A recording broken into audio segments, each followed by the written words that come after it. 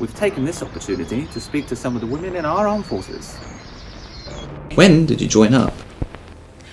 Well, I didn't join at the start of the war. I was too young then. It was 1942 when I finally came of age and received my call-up papers. But I was more than happy to leave home and do my bit for the war effort. What made you decide on the Women's Royal Naval Service? Oh, it was always going to be the Wrens. Always. The girls used to walk past in their navy blue uniforms, and I used to just think how smart they looked. So I decided a long time before I was actually called up that it would be the Wrens for me. So off I went to South Sea Portsmouth to do my training. And of course the first thing they do is give you a set of overalls to wear, which I felt was a bit of a kick in the teeth when you saw all the Wren officers walking around in their wonderful tricorn hats and with their elaborate hair arrangements. And what is it you do? Well, to begin with, I was a messenger. And I remember when I first joined, I was interviewed by 3 or 4 Wren officers who just didn't know what to suggest to do with me, and nor did I. I wasn't particularly proficient at signalling or boat crew, and in the end one of them, exasperated, said to me, well, can you ride a bicycle? To which I said, well, of course I can.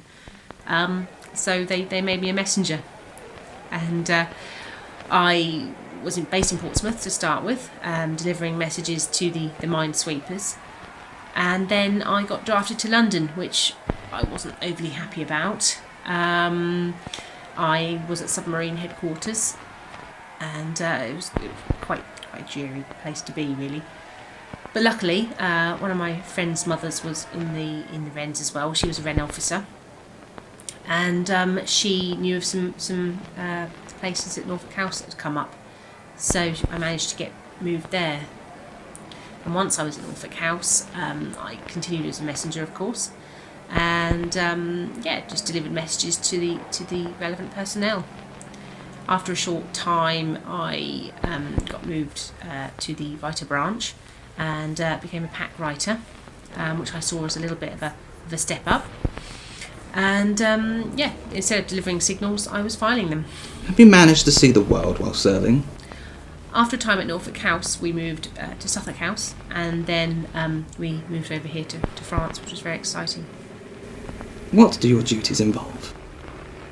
Well, a lot of what I've done has actually been fairly top secret, but I can tell you I was in the thick of things at the D-Day preparations. All the planning for Operation Overlord was done at Norfolk House, and then of course Southwark House. And there was a room downstairs from where I was where there were about 50 typists, and of course they had an appalling amount of typing to do. And sometimes I'd go down there at 2 o'clock in the morning, and every flat surface would be covered in paperwork. And I'd walk about and collate the documents and staple them together and things. And I suppose I must have read some very important documents, which at the time I didn't know the relevance of them really. I didn't know how important they were. Now I feel incredibly lucky to have been a part of it. Do you have a sweetheart in the armed forces? Oh no, nobody special. 1 or 2 that I write to occasionally, but nobody in particular to worry about. What about your family? No, I don't. No menfolk to speak of. I have a stepfather, but he isn't aboard. Have you ever met any of our wartime leaders? Well, I used to see many faces when I worked at Norfolk House and then Southwark, including Montgomery, Eisenhower, and of course Admiral Ramsey, who once told me off for working too late. I'm not sure whether he ever knew, but I did occasionally have to forge his signature.